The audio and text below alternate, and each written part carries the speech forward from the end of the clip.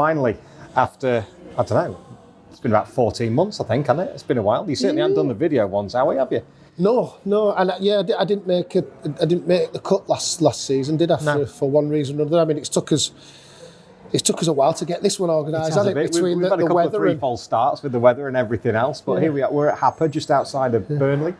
Horse and Pony charity place. We've got a little restaurant up here that Howie's invited us up to, and looking out over the valley across East Lancashire. So we're not looking towards Yorkshire, which obviously has upset Howie, but you know, you can't have it always, can you? Yeah, I've turned my back on Yorkshire. I feel like such a traitor. You're part of the Cheshire set now, mate. How are you? Well, yeah, true. I'm good, thank you. Yeah. Welcome back to the show. It's good to see you. Yeah, I think this now makes me I think I was drawing with someone about the amount of times I've been there. I think this now puts me in the lead by 1. This must be number 5. I think someone did some calculations, and I think this is number 4 or number 5. This puts me in the lead now by 1, which is congratulations. Well, it's just ridiculous, isn't it? Really, why the hell someone would want this lunatic on the show so many times? But thanks for having me. No. I mean, we could have picked a better day possibly to come up here. I was expecting to. I'm sure Dave will show you the view afterwards. It's normally really beautiful and you can see for miles, and we've got fog and rain today. You can see your hand in front of your face, and that's about it, isn't it? So, but no, thanks for having me on again. It's a pleasure. Welcome, like I say, so how are you? All right. I'm not dead, which we've kind of. Which was almost been expecting that a couple of times. Which was it nearly happened last year. You've been in hospital a few bits, and you've been in and out and had a few issues and falling off ramps and doing all sorts of daft stuff, mate. What's going on? Well, yeah, I mean, the falling off the ramp at work and things like that. That's just me, and I can cope with that. But yeah, no, with working and stuff, and I've put it down to stress, the stresses of work and such. But I got pneumonia back end of last year, and stupidly being me, I just tried to fight my way through it and just more ibuprofen and put myself in quite a bad way, to the point where I ended up being rushed to hospital, and they diagnosed it and gave me some tablets, and kind of just never got right. Just 3 or 4 weeks after I should have been better, I just felt like crap, and started looking really grey in the face, and people were just putting it down to overwork, too tired, new child that doesn't sleep, Finlay, the best thing that's ever happened to me, my missus and him, and best child ever, but just if he's too busy to sleep, he won't sleep. I wonder where he gets that from. Yeah, so everyone just thought I was running to the ground and like, you need to just chill, and I'm like, I can't, I've got to work. And anyway, I woke up one morning, dafter and more delirious than ever, like hallucinating and all sorts of things, and the got into work, and the landlord came in to do something, and he just looked at me and went, "Mate, I'm ringing an ambulance. You are not well. What is wrong with you?" Like, anyway, ambulance got took to hospital. Spent all day on all sorts of drips from 9 in the morning, this till 11 at night, before I'd actually got seen properly. That's the state of the NHS, but that's for another podcast, for a completely different thing. The people that work within the NHS, they're not doctors and nurses. I don't know how they do it. I do not know how they do it, because the shit show above them is a disgrace. But anyway, so they basically diagnosed that when I got this pneumonia, I'd also got a water infection at the same time. Now, they're quite bad, these water infections, but the symptoms are very similar to pneumonia: the coldness, the shivering, the shaking, the weirdness. So I'd actually had this water infection for going on 5-6 weeks by this point. So when they diagnosed it and did all the tests on me, the doctors were like, "You're a lucky lad. If you wouldn't have come in the next day or so, your organs were about to start shutting down. I was in quite a bad way." But then the tablets that they give you, because to cure a water infection is quite easy. Within 3 days, I was brand new, and I felt like such a fraud. I was like, "Are you quite sure I was that serious?" And they were like, "No, untreated, it'll kill you." I'm like, "That's right." All right. So yeah, it took a bit of time to sit down and reflect on things, which and I think I'd spoke to you and said we wanted to do a podcast and just talk about a little bit.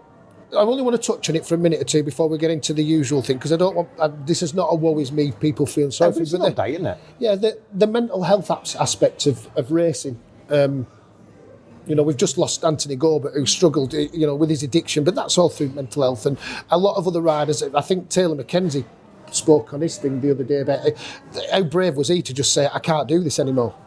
And it's taken me, I last rode in anger in 2016 and believed thereafter every year, even though I didn't get a ride or whatever, I was going to be racing again. And it's took me till now, 2024, to go, do you know what? I'm done. And can I be happy with being done? And it's tortured me. You know, there's Michael and there's Howie, and you've known me long enough. There's two personas, and which is why I'm very much a Marmite person. You either love me or hate me. There's no in between. But a lot of people know Michael, and then the racing fraternity know Howie, and it's the jumping around like a lunatic. I'm not craving attention. I just want to be liked because it's just how I am. Because I'd do anything for anybody, and I'm so scared of not. That I turn it to level 10, and it just needs to back down. And now I've become work's really stressful and really hard, but it's a new business, so it will be. I've got my family to think about with Finley and Emily, and I've just managed to kind of sit back a little bit and just think, right, what do I need? Do I need racing? Do I need? My business partner even touched it. He said, "You've lived off adrenaline your whole life." He says, and now you're going sitting down working on a Chinese piece of shit. He says, where do you get your buzz? And it's controlling that. Where do I get that buzz from? And I've got to find it in a different way. But I've finally come to the point where I can accept that I'll never race again in any competitive manner, which then takes me to track days and things like that. I'm not interested. Really? Yeah. If I can't do it, how I could. I'm not going to do it. I don't want to. It was very much the same way when I retired from rugby. Before I started racing, that I tried doing what I could do before I broke my leg in rugby, and I couldn't do it, and I walked away. I never had a massive love for rugby. It was just always a means to an end, and I was fucking good at it. I don't care what Larry Carter says, the swine, but I really was, and it was almost too easy. And then when you're that good and you shout your mouth off, people kind of. They go at you and they bully you, and that takes you. You've got to back it up. And that's where this thing with me comes, that you kind of want to be liked of people because that many people hate you, but they don't know you. So, yeah, it's been a strange couple of months. I'm not saying never, because obviously if you ever made the call or I've got something to say for a podcast, I'm sure you'd have me on. But this could be one of the last. I think. I don't think there's any relevance to me doing them anymore. Because I'm not sure if I'll have anything to do with BSB this year within the commentary and the pilling laps. I certainly haven't been asked, and I would have to really think about it long and hard. I did try helping a team last year, but my mental state, by the time at Cadwell, I was shot to pieces, and I couldn't even give him advice. I kind of even had to step back, that I can't give this kid advice when I don't know what I'm thinking myself, because that's wrong.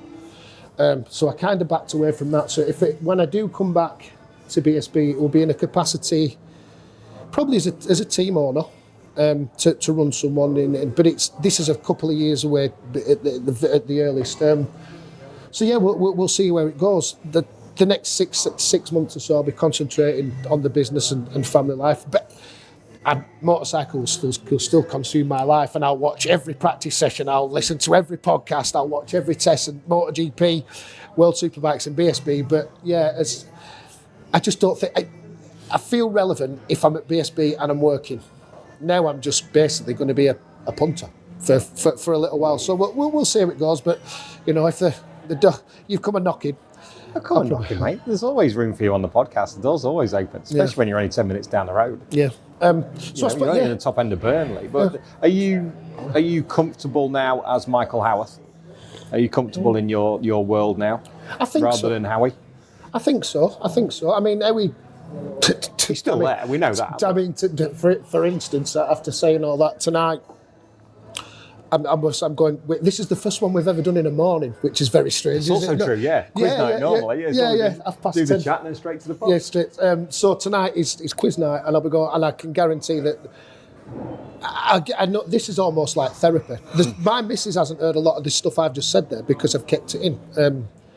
So tonight, I feel like the load's been lifted off my chest already. So I guarantee Howie will be out tonight. But I'm allowed to be Howie in the pub. That's fine, because I'm not. One place you're allowed to be. I'm not craving attention in there. I am just that idiot.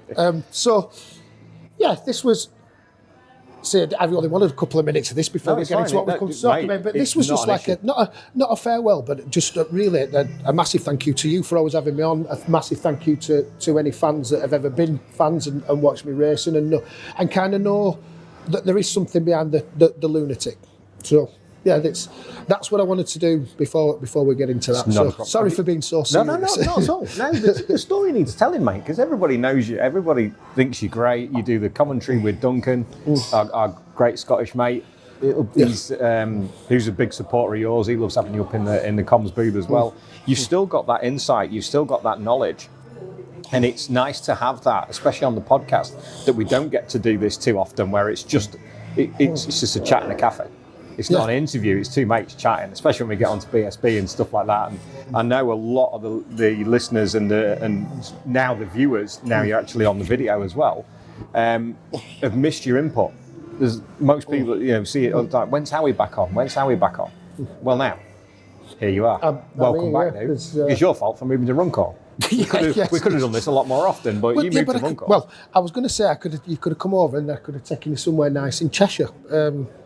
Somewhere really near Alton Park. You must go, and it's only a few minutes away when you're over there. A place called the Fish Pool Inn. Been there a couple of times. Had a lovely spot. Know it well. Beautiful place. But no, as far as a cafe place goes, there's not much better than this. It's grand. No, I've been up here a couple of times with Jennifer. It's 5 minutes out the back of Burnley. It's 10 minutes from the village. It's a beautiful part of the world, and when you can see a little bit further, anyway. So there's always going to be ambient noise in the background, which is great, which just adds to the podcast. Have you been further along to the pack horse for something to eat? No. So at the top of this road, instead of turning right onto here, carry on straight on as if you're going towards Ebning Bridge, and there's a place called the Pack Horse on your right hand side. A few miles down. I'll do that on my biking adventures. Mega, yeah. Oh, there's the Shooter's Arms up there. That's Shooters, been up Shooters. Yeah, Shooters. Yeah, that's a brilliant view of Pendle Hill and looking back over Barrowford and Goal. But now we've got back on two wheels, you see, with a new channel coming in the spring. Oh, yeah. Being back on two wheels is... I'll be premature with that and say good luck with that. I've seen a couple of things, and nice to see you branching out. It's been I suppose I've been part of the journey, haven't I? Yeah, 100%. When did we first do our first chat? 2014? Yeah, something like that, was it? Yeah. You stood on your front doorstep, you've just been to the gym? Outside, anyone that knows Tomlin, the place called Weir Minerals, and I was just walking up and down there, and all I could hear in the background was a turbine, the net water pumps, and they have a big melting thing, just walking up and down there. Yeah, that's 10 years ago, mate. Speaking at 150 bloody miles an hour. It's nuts, isn't it? What a journey for both of us. I mean, I've been racing now, or in bike racing, for 20 years. It's 20 years this year, because I started in 04. 05 was my first year in Super Stock Cup as it was then, because there was two Super Stocks. There was they were both 1,000 cc's, but there was the main Super Stock and Super Stock Cup. And then Superbike 06, 07. It's been I think I've done my rip. He's done all right. I would like to come back now after trying to help last year, and kind of struggling, and because I've only ever kind of run my own teams. I've rode for two other people. God bless them, because I was hard work. But I know I was so pent up with what had gone wrong with my own teams. I was almost taking it out on them. But they've got teams, and mine only went wrong due to funding issues and other things. Usually the number one problem, isn't it? The usual number one problem. So I know that the best way to do it is not to go in, if Motorcycle Stars becomes the success we pray for, to go and sponsor another team, because I'd rather be a lot more hands-on. I think in the same respect, Steve from Raceways, he couldn't just he said he could have put a manager in. But he wants to be there, hands on. I think that's how it would have to be. So we'll see how it goes. Now, enough about me. We'll break the news first if that ever happens. Exclusive. We'll have an exclusive. I think there'd just be a picture in the MCN of Stuart Higgs like that, wouldn't there? Oh God, he's back. Yes, that could well be the case. Bless him. Yes. But mate, we've got a bit of a BSB season ahead of us, haven't we? Most of the seats are confirmed now, but it was hell of a season, wasn't it?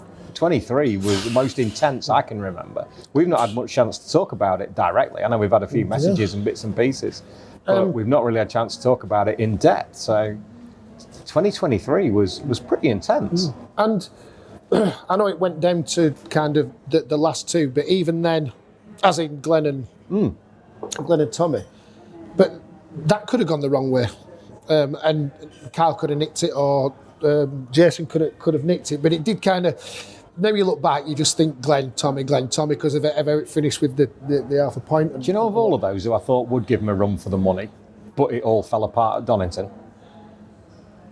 Leon. He was the dark horse for me up until that engine failure at the mechanical. That was the problem. There was too many mechanical at Donington. He was the one that was pushing them the most.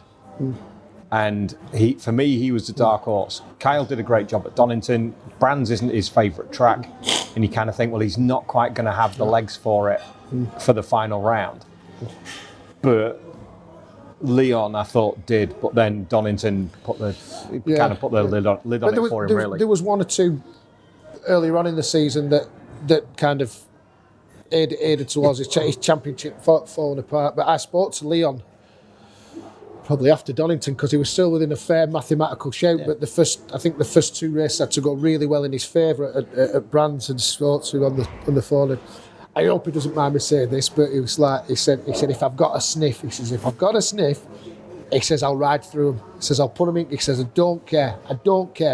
Call me unsporting, I'm not bothered. I'll put him on the grass. I don't care. Well, fair enough. But everyone knows how hard Leon rides anyway. Exactly so right. If he shows you a wheel, just give him a yard. He needs to be there, doesn't he? Yeah. I think the only person that wouldn't give him a yard, or anyone else for that matter, is Jason, because we know Jason rides. He's line in his line, and that's. And I think he's taking that line. That's why Jason gets taken out a lot, because he has no giving him. He will not. There's other riders that will give that half a yard if they see it. Jason stays where he is. So sometimes he's a victim of his own. Style. A victim of his own styles. I'm going to say because he has to run that faster line with the Yamaha, doesn't he? Sweeping turns, using the positive aspects of the cross-plane crank of the YAR1. It needs to be railed around the corners. It's not like Lenny on the brakes, like smash the brakes, turn it, fire it out. It's proper railed around the corners, smooth arcs. Speed. So there was controversy, wasn't there, the last year with what happened at Donington, which kind of put the rest of the season paled into insignificance, because it was like, it starts now. No one, not Glenn or anybody else that's watched BSB for all those years, thought that Glenn would come away from Donington with 0 points. No. With 0 points. Glenn was the major one that thought he wouldn't come up. Yeah. Because it's one of his strongholds, and in the Ducati's good around Donington. He could have wobbled round and scored 2 points. Yeah. Won the championship. Well, he could have finished 15th in one race at Donington, and that would have made the difference. Wouldn't it? It was so. Yeah, I'm trying to look back as we're thinking from the season, because there were some big moments at Alton Park for other riders and stuff. I think, jumping forward again, I think the Kawasaki, if Jason can get it up will suit Jason. And I agree. I think it's a bit of a spent force in World Superbikes. I think it's still got just enough legs to have a do at British Superbikes. With the regulations and the way that Stuart and Scott have set it all up, I think. And Jason could pedal an inline 4 before he got on that Yamaha. He could always race a Honda well and in Superstock and Superbikes. He gave Danny a run for his money in Superstock, didn't he? It was Danny and Jace. I can't remember what year it was. 14? And it was 15? Yeah, MSS and the Honda. Yeah, that was pre-traction control for the Hondas. And it was. So, I mean, Danny says he never used it on the Kawasaki, and I believe him that he didn't. He didn't, because I've spoke to him, and Sam, his mechanic at the time, but I think there might have just been a tickle. Might be a little bit here and there, just a touch. But I think over the course of the season, I think the right man won it. I'm pleased for Tommy for winning the championship. I think Glenn was sometimes a victim of circumstance with the bike. Sometimes he was a victim of his own style. Knockhill for a start. This is a difficult one because they're both good friends. So I don't want this to be taken the wrong way. It's nothing negative. No, I think I'm happy that Tommy won it this year. Very, very happy for all the reasons that he did it. Because I'm one of the people that was there when what happened in 2007. I've been around it that long, so I'm glad he's got it. But I think Glenn's got more championships in him, if that makes sense. What my feeling is, Glenn didn't need to win it this year because I think Glenn's going to go on to win 2 or 3. I don't know if Tommy will win another. We'll see. I mean, the new Honda might come out and he might be gone in a blaze of glory, and I hope he does. But I just think that in 5 years' time we might see Tommy still on 1 championship and Glenn's took 2. Do you know what I mean? I think Glenn's still got time. I know he's of an age, but Tommy's 32, 33? Yeah. But he's still, Tommy's a couple of years behind Tommy. And Tommy's what, 35? Yeah. I mean, Tommy's one of them that's been there forever, so I always put Tommy older, but I don't know. I've got a feeling that Glenn's time will come. I think he'll come back stronger from last year, wherever he ends up. We'll talk about that later. Yeah. As if we're going to talk about that first. Yeah, exactly. Yeah. Oh, right, they've said it now. Come on, off the top. Yeah. Listen to them backing on. So we've got a few changes. We've got Danny Kent will be coming into the mix this season. McCann's racing by Martrain. Yeah, without any shadow of a doubt. I don't think he's even a dark horse, No, it gets said all the time, doesn't it? He's a world champion and a Moto3 world champion at that, so he's never going to be slow. The budget just wasn't there with the Honda for him last year, as it turned out. But missed the last 3 rounds, didn't he? But some of the results that he got were mega for a very, very private team. Yeah. He was up in the top. Was he on the podium? He was certainly up in the top 5. Yeah. If not on pole for one of the races. So I can't remember off the top of my head, but he certainly pedalled it round there. Yeah. And I think that the Yamaha will suit him. Yeah. That corner speed and the agility of it, and how he rides the bike with the sweeping lines that Jason used and Taz. Mate, and with the data of the last 5 years that Spanner's got, and the help from GYRT and Raceways, mate, that's a strong package. Yeah. Yes. I think so as well. It was on last year. It was on the year before's Honda. They come direct from Aviator. Was it Glenn's? Yeah. But they're always just a built bike, aren't they? Unless you're rolling it out their garage into yours, it could be anything. Yes. But it was essentially the year before Honda, so I don't know how much data come with that. I'm sure Javier helped him out quite a bit, because I was surprised that he didn't sign. I thought that's where Danny would be going this year. Obviously, the pull of the Yamaha and was too strong, and he's gone that way. So yeah, he's one. You're not going to write off Kyle, are you? The OMG now, they're the official team. How much extra stuff they get from what they've had previously help. I think the Yamaha seem to be very open. You can have that swinging arm if it becomes available to buy. You can have that engine spec. It seems to be the way it goes. And listening to the podcast with Spanner and the other tech guys that's what they were basically saying. Yeah, all the data is there for the world to see. Yeah. The Yamaha guys to see. So I don't know whether becoming the official Yamaha team is more of a kudos thing these days. It might be a little bit cheaper, I don't know, because I don't know the ins and outs of such things anymore. And they've got to run the Yamaha Blue, haven't they? And they run the official Yamaha support, and they have the support of Yamaha Racing UK. Yeah. With the social media coverage and I mean, it's always going to have its benefits. Stand. But they had some of that over the last couple of years with Yamaha UK. So the relationship is there. Yeah. But now to be the flagship team as for want of a better word, for the factory Yamaha team, officially supported by Yamaha UK, I think it's the kudos, definitely. Yeah. I think Kyle has still got some work to do for 2024. He finished 3rd in the championship. It's his best season yet. Yeah. But now he sees what he has to do to put a BSB championship together. Do you find that as well? Because I do. Because I've always rated Kyle, and in any podcast I've ever said it, he's one of the best riders I've ever seen, bar none. And in his natural talent, 100%. Things that kid can do on a motorcycle, if you know what you're looking at, sometimes you're like, hell. Ask him how he does it. I ain't got a clue, has he? Ain't got a sodding clue. If you told him to go, if Tommy Hill told him to go out on a steel tyre, it'd make him faster. He'd have a go. He would, yeah. He'd have a go. You trust him, yeah. I really, really rate Kyle, but he finished 3rd in the championship, and somehow they expected more. I have an expectation of Kyle that you always think he's had an all right season, but he could have done better. He finished third for crying out loud. His best ever championship season. Yeah, so again, he's another one. Kyle's time will come, he's only a bairn, Well, this is why, they go back to what you said about Glenn having a couple of championships. It's going to be really hard. Or you'll get pushed. Because you look at, speaking of OMG, and the stablemate there, Ryan Vickers, for me, he was one of the most improved riders last year. Yes, he got his podium. He took his first win, but it was in pit lane, so it was a little bit. Yeah, for him. Yeah, especially after the season he had before in the BMW, it would have been a bit. The kid's always had talent. Yeah, there's absolutely no doubt about it. It's just having the right package, because there's so many times you saw it that he had the outright speed.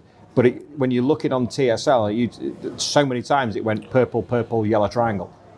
And it trying to override it in places that he had to make up that time. But now he's got a bike that suits his style. A couple of little edges to be rounded off with Roger and Reg behind him, and his support from Attis and people like that. He's got everything. All these ducks are in a row now. And I think this 2024 season's a big, big opportunity for Ryan Vickers to be able to mount a full championship card. If they kick, I mean, when he was given the ride with OMG, the trolls come out in droves, didn't they, on Facebook? So I was defending him up to the hilt and saying, listen, I am telling you, on a Yamaha, that boy will fly. He doesn't deserve the ride. All he did was crash his brains out. That BMW it's a very hard bike to ride. And when we get to the World Superbike things, I'll get through to it later. I think there's quite a few significant changes, not to the eye, but the way that bike. But it was horrible for him, and you could see him every time he crashed. He's coming in more and more deflated, and people on the outside that just see that watch it racing on a weekend, they don't know what's going on. They don't see the mentality. The kid won the Superstock 600 by a country mile by about 3 weeks. Yeah, so the second that OMG give him his chance, it's like, ooh, a Yamaha that's fast, that you have to run a lot of corner speed. That's reliable, with a team that'll nurture him. Yeah, it was only ever difficult. No, it was only ever going to go one way, and I really felt that, and that's why I defended him to the hill. 100%. He's exactly the same thing. He's a nice kid, and now everyone's saying he's deserving of his ride. So there you go. So yeah, you're right. If Reg and they can keep the pressure off him and make him feel like he's like you say, it's his year to kind of come to the fore and perform. But I get, now he knows he can as well. Yeah, if they can just keep the pressure off him and keep him up riding, happy rider, fast rider thing, I think that'll be where he excels. So is he a championship contender, do you think? Yeah. Yeah. So all three Yamahas. So there's him, Kyle and Danny, so there's three Yamahas at it. Yep. There's Tommy Bridewell. On the Honda. I want to watch the... look at the test results today, because World Superbike have started their testing today. Down at Jerez. Yeah, without Bradley Ray and Taz, poor Brits. I want to see what this new Honda's going to be like. And it translates slightly, because I know they're very different machines, but the 24 Honda, from all the spiel, is supposed to be the bike that's going to really, really fight for a championship at both. More at British than Worlds. I think it'll have next year it could be a big thing, but in British, I think it could be the bike. It could be the bike to be on. Tommy might have made a very wise decision. Andy Irwin will be back. Yeah. Good old Andy. I love that boy. For Tommy, it's like out the frying pan into the fire, isn't it? Yeah. Because he's got the sort of the quiet assassin. Yeah. He's had the, excuse my French, the gobby version. Now he's onto the quiet version. Yeah. I wonder, so it's a whole different ball game for Tommy this year at Honda. But he's carrying the number one plate. It's like the target's on his back. It's like, this is my number one plate. Come and take it if you want it. He could be thinking he could be being sabotaged this season. Couldn't if Andy Irwin comes across to his side of the garage like, try this, just try this. I've just done this on that. Try this. But it'd be like sharing information all the way. Yeah. Well, Glenn's up his tail. So again, we've got so many riders that are in with the shit. We've not even got Jason, if he finds his form. Danny Buchan. Danny's going to have a whole new lease of life, I think, on the Dow Racing bike, on the Dow Racing Kawasaki, because he had the season completely to forget. last year with Synetic for all sorts of reasons. Some of it was bikes, some of it was Danny, some of it was a mixture of both. And it was such a tough season for him and too many cracks on the head for the big Essex boy. And he said on the podcast, you know, it's like, I really questioned what I was doing, especially when you got a missus and a young family. It changes your dynamic completely. But and the same with Glenn. Tommy hasn't got the family yet, but obviously he's got Stacey and the family. He's got his sheep. He's got his sheep. He's got his sheep. It's not a mental image you want, is it? Well, certainly not with Tommy. No. No. So, I mean, one thing I wanted to ask you. I know that there's potentially a couple of rule changes. I don't know how. I don't think they've been confirmed yet. There was talk last year of doing away with the SCX, the Pirelli sort of qualifying tyre, if you like. The softest of them all. I heard stories of that being taken away, but since then, maybe not so much now, maybe bringing it back as a joker, something like that, at certain rounds, because at Knockhill it doesn't matter. You know, you can run it at Knockhill quite well, because it's such a short lap. But it's only what I hear talking to various people and trying to understand what's going on for 24. But if they do take away the X, that then plays into Kawasaki's hands a little bit more to bring them closer to the front of the field, because the Kawasaki will work better with the harder front. Yeah. Leon always preferred the 0 and the 1, didn't he? Yeah. In terms of when he was riding the ZX10. But for Jason and for Max, you've got the sophomore rider in his second season with Max, who was superb last year, I thought, as a rookie, and took Rookie of the Year as well, because Charlie had a bit of a difficult end to the season, didn't he? Yeah. And I'm pretty sure Charlie took Rookie of the Year. Yeah. Charlie was one of the victims of that Thruxton success that we see quite often. And it's happened to many riders. And don't get me wrong, Charlie is another one that's in there with an outside chance. And we'll get there, and certainly will get there in the future. But I've seen it quite a few times over the years that riders will have this success at Thruxton for whatever reason, and then the rest of the season crumbles because they think they can beat anybody anywhere then, and it's an anomaly. It's a strange track, Thruxton. Do you not go almost pretty from Thruxton? Was it not to get straight to Cadwell after that? So yeah. So you got the yin and yang of the tracks. Yeah. So. And then he spanned himself, didn't he, on the Friday at the test? Did he not bang his head? No, that was Max. That was Max. No, but Charlie did have a big one at Cadwell. He did, didn't he? And then I think, did he have another big one somewhere else? But yeah, his season didn't kind of finish. He's had a couple, yeah. But yeah. Knockhill, I think he crashed out of all 3 races. Yeah. But he's with the same team again this year. Yeah, he's got the consistency. He's got Jacko alongside him. Yeah, Jacko. Bloody, you see, another one. You've got 10 riders. This is what this is the beauty of it. This is why I'm excited for the season, because within a realistic shout, and certainly halfway through the season, it could be too close to call it. You could be saying it's anyone's guess, and then the cream tends to rise in towards the second half, and you'll see a slight gap emerge. But I don't think you will this year. But I don't think I know who. I couldn't say right after 6 rounds the top 6 will look like this. I really couldn't call it. No, because you look at the first 2 rounds last year, and I got collared about this last year by Brains when I went over to Huddersfield International Airport with Whip. We didn't discuss the BMWs, and right from round 1, Brains was like, "Are you going to talk about us, or are you not?" and when they won at Silverstone with Brooksy, he just looked at me across the paddock and went. So see, sorry, again. We'll talk about. But again, rule changes. Something else that is being spoken about, changing the regulations with the BMWs. To give them some sort of advantage that they're struggling with. Not as an advantage, but trying to bring them up as a leveler, because those high lift cams have been difficult. Yeah. With Motec. Yeah, because they're still having to run the Bosch system out, because Bosch won't release the software to make them work, which has been. So I don't know I don't know for sure. I'm not seeing regulation. I don't know. This is just conversation. That there are plans in place, or potentially plans in place, to run standard cams on the BMs.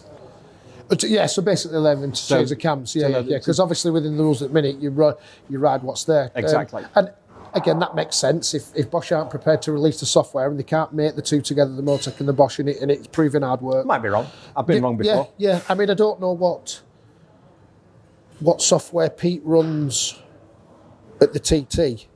As in, I don't know if he runs the Motec or it's on his superbike over at the TT. Yes. So it'd be ill-informed of me to say, but he always seems to ride the bike easier at the TT. I mean, he's so much more at one with it, isn't he? Especially across the mountain on the short circuit stuff. Yeah. That's where he makes up most of his time, and now he's putting that into place on the earlier scratchy part as well, up to Ramsey. He's becoming pretty much unstoppable. But if that's the case, you have two BMWs there that will be a challenge. There'll be challenges. Hickey, I don't know about his BSB challenge for a championship. He'll certainly be pushing for the top 5. But Brooksy is there to push for the British Superbike Championship for the there you go. FHOT. Hickey, as you've said it, in my eyes, that I don't think Hickey would begrudge helping Josh to a title, because Hickey's that kind of rider. Hickey knows where his success is going to come. He should and could win a few races at BSB, and if he would be my perfect teammate, Pete, because I know for a fact he'd have your back. There are certain places that Hickey excels at because of his physical stature, but he's always going to have that deficiency in some places where he's a stone and a bit, being polite, Pete, he's a stone or so heavier than a lot of the lads he's racing against. Yeah. So there's always going to be that kind of drawback for him. But there's some places where that BMW will fly with him on board it, and he will be racking up some wins this year, I think. Yeah, so that rule change will be interesting to see. I was hoping, personally, again, that they were going to make quite a big step in the rule changes this year. With the electronic side of things, and it was almost backed up and justified in my brain from the chats you've had with the tech guys from the camps, saying that there is a very, very basic way of introducing traction control into a module that doesn't have traction control, and and perfectly within the parameters and within the rules. They're not cracking a code or doing this. It's just how certain things work on a bike with an engine and such like, and the launch control is not there, but you can almost make first gear at some tracks act like it because you're only going to use it to set off. So, it was a bit, and it may come in the coming year or two, that do they introduce a bit more traction control? Or open the new, or get a later spec, a newer ECU from Motec that allows them to do a little bit more, or do they take even more away and say, look, right, it's going against the spirit of the regulations. It's not against the rules, against the spirit of you guys having traction and you guys having launch, even though it's not supposed to be there. Yeah, I just had a feeling that Stuart was going to do a little bit more, and he hasn't. And Stuart knows a hell of a sight better than us, because he knows how to make a championship fantastic. And he got Scott Smart as his right hand man. There's going to be something. Yeah. They changed the way the showdown worked into this year, and it finished with half a point, and it was the best racing that we've seen in BSB for such a long time. So who am I to say what should and shouldn't happen? But I just had this feeling with the pathway thing coming on that we'll get to. But I think it's like you say, I think we've gone through that many riders. Now we're going, oh, that's a title contender. That's a title contender. That bike could be a title contender. We've to place someone at Taz this year yet for this season. I think there's a fair idea who it's going to be. Without speaking. According to internet forums and stuff, but it makes sense because I don't see him going anywhere else, and that is one of the only spots left, isn't it? So it makes and there's a good relationship there between his manager and Taz, with him riding for him in the past. John Hopkins rode for him and said he loved it. So I'm sure he has a very good personal relationship with Phil. I don't doubt it. We're talking about Rory Skinner, by the way. Sorry. Yeah. I was going to allude to that eventually. All right, yeah. But no, it's an interesting one because it was such a baptism of fire for him in Moto2. Yeah. And the contract side of it, and the whys and the wherefores and everything else. It's a massive shame he didn't get a second year, because you need 2 years in Moto2. We'll see how good that American racing team is Now, what's he called? Who's gone back to him? Joe Roberts. Joe Roberts. Because I don't think the team that they were when Joe Roberts finished was doing really well. Or when Cam was there. For whatever reason, because we never know what's going on behind the scenes. There could have been older bikes, it could have been this, that. Yeah, we don't know what kit they're running. John Hopkins is a rider manager for Rory, mega. Yep. Was that American racing team the right team for him to start his first year in Moto2? I'm not so sure, because there just seemed to be something lacking from that whole team. Rory needed a bit more support. Yeah. One of the Moto2 teams could have maybe, like you say, we don't know. They could have been on year-old bikes, and that Calic chassis movement, the way that the year-old bike never seems to run as well. And as also, he's not he's not one of the Dorna chosen ones either. No, so Dorna didn't offer any help either. It's twice they've crapped on him, really, a little bit, isn't it? Which is a shame. The chosen ones are Scott and Josh in Moto3. Eddie O'Shea, who we had on a couple of weeks ago, he's the next one coming through to Moto3. But that gulf that we've got as a conversation piece, you've got Jake, and then you've got 10 years back to Scott and Josh. Yeah. Will Scott and Josh make Moto2 riders? Remains to be seen. I don't know. Yeah, and I think but part of the reason why Dorna haven't backed Rory to stay in Moto2 is because of the Scott and Josh situation with Michael Laverty, because he's lost his title sponsor as Vision Track have gone.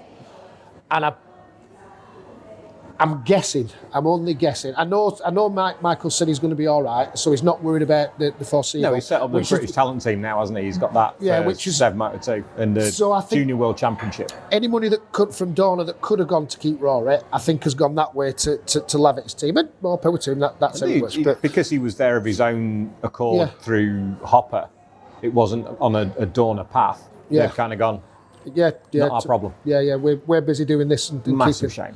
Yeah, massive shame. But, but I don't think it's not the end. He's young enough to get there, and certainly if his path now keeps him the superbike way. He's only 22, isn't he? Yeah. And you look at what Brad and Taz did. They were BSB champions at 26 and still went into World Championship racing. Yeah, that's what and he's 4 years younger. He could quite easily go to World Superbikes in the next year or two. I think in 2 years. I think that needs to be the path for him now. The GP dream, I think, is done. Because when you're out of it, it's difficult to get back in. You've kind of shown your cards. You can only piss with the cut you got. And that was the bike he was given. That was the team he was given. There's all sorts going on behind the scenes and whys and wherefores. But now he has to look forward to the 2024 season in BSB. If it is with Taz, then great. With the rule changes, if they come in that we think might be part and parcel, then he's as good a chance as anybody. Davey Todd as a teammate on the Milwaukee bike, superb. Yeah. That's a good, young, fast team. Yeah. Steve Plater as team manager. Yeah. There's a lot of experience with Buster there who'll keep him on the straight and narrow and help develop him as a superbike rider. He's only done 2 seasons, hasn't he? Yeah, it could be the lift and the challenge that Taz as a team need as well. Yeah. Because they have, Danny just had that season that everybody wants to forget. So then your team, the heads in the team drop, and then you've got this young talent that you could make a real success of. That it could be the lift that the team needs as well. Both sides, isn't it? You've got one of the fastest young riders at the TT on the sister bike. You've got he's not won a race in BSB yet, Rory, but he's had a handful of podiums. Yeah. And I think that's going to be the target for him. Yeah, especially at Knockhill, Yeah. He knows that he's born and bred at that place. Yeah. But for the youth now coming into BSB, you've got Max Cook, you've got Charlie Nesbitt, you've got, from what we gather, Rory coming back. Yeah. Nothing yet confirmed, as we know. The Pathway bikes coming through. Louis Valalay going to your old concern at MP. To Neil. That's that was a surprise to see them come back. Good young rider. He didn't do bad with CDH last year with Dean and Colin. Yeah. So you go down to the back end. Yeah, I'm glad Louis gone with Neil. We'll see how they get on, but I'm just glad he's got that second chance, and it is on a Kawasaki, so it'll be somewhat familiar to him. So yeah, we'll see how he goes. So I was pleased to see that. Luke Hedger. CDH, Luke Hedger. I know they've lost their title sponsor. They've gone in to Franco Bourne's Pathway team, haven't they? Yeah, Rapid Marvel Racing. But CDH is staying, so that's good because they've been quite a good little feeder team to bring riders of a good calibre from the back to the front. Is JJ staying? Jack Scott? I can't remember if he's staying or if he's moving on. I can't remember. There was talk of him moving on at the end of last year, but I'm not sure if he's staying now. He is staying, and I know why I know. Because I would have forgot. Hold that thought. Yeah, sorry, slight interlude. CDH Racing and action and JJ. Yes, because am I allowed to say? I'll probably get in trouble for saying this, but I believe young Jack Scott is now going out with one of my friends' daughter from around these parts. I'm sure I've got the right person. I hope if you're not, I'm really sorry. You haven't, because I know exactly who you mean. All right, Amy. No, I thought you meant Lauren. Oh, no, I might have the wrong person entirely. You might have. She's a grid girl for CDH. I might have the wrong person entirely. But that's how I knew Jack Scott was going to be there, because she grid girls for them. So it might be the completely wrong. I think maybe let's draw a line under that one. No, not in a bad way. No. But we don't know for sure. I just know because I thought that's what my friend was saying. But Jack's there because she can't wait to get to Knockhill or something or whatever. But any road. Okay. But we know that locally, Storm Stacey's girlfriend lives the other side of Burnley. Lauren. Does she? Yeah, Storm's up here quite regular. He's been up to our place and had breakfast with us and what have you. Yeah, no, I'm going to keep my door shut. Storm's welcome anytime into my workshop. He's a telling year for him, as if we're going to move on. Yeah. A very telling year for Storm. Flashes of brilliance, shown his pace. 5th season now? Yeah, 1 or 2 coming up. Yeah, or 6th. I can't remember. 5th, it must be. Was there an odd mechanical last year? An odd fall? It just didn't seem to fit together as well as the season I believe he was going to have. For both of them, for Joe on the stocker as well. For Joe Francis on the stocker, it became a difficult season for both. I mean, are they staying with Kawasaki? Yes. Yeah. So they're just building. And they put a thing out the other day saying who would like to see a bit more green on our bikes. So they might be getting a bit more support from Kawasaki. Because I know they're selling the old bikes. Yes. They're for sale. So I didn't know whether they were moving manufacturers. They've bought new bikes from another team in World Superbikes, I believe. Pedicini ones or something that's pulled out? Is it Pedicini that pulled it out? I'm not sure. Not sure.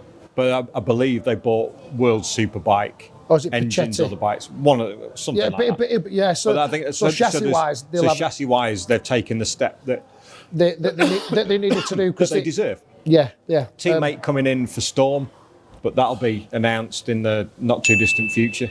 Yeah. So I'm not. We'll move on from that. Yeah. Because there's nothing about that on social media or anything. Yeah. Again, GR Brent's team.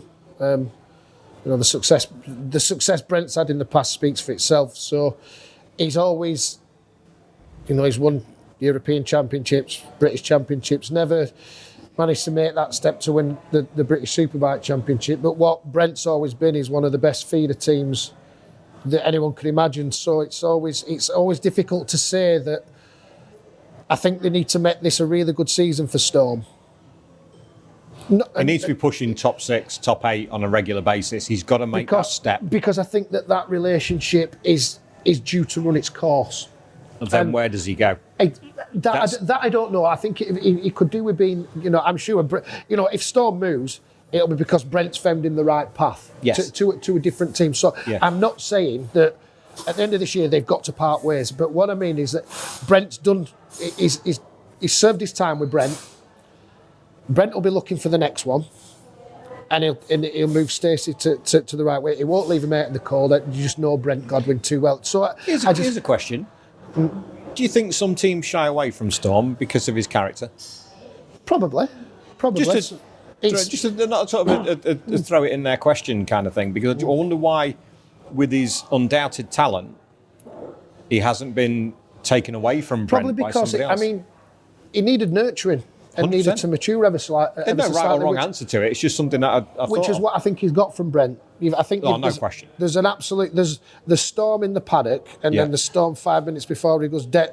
It's somewhat like it's for say Cadwell, where you go and sit on the scooters and you see riders change from the person in the paddock to the rider, and it's great to see. It's wonderful It is. to see that a lot of the spectators that stand in the cafe might not notice it, but as a former rider, you can just see the brain going. And his maturity in that aspect has come on in leaps and bounds, which is what Brent saw, what Brent could do, etc., etc. And that's what I'm saying. That It's now, the perfect thing for him. It was just a thought I had in my head of why he'd not gone anywhere else before now. if he shows what he can do this season and performs, I don't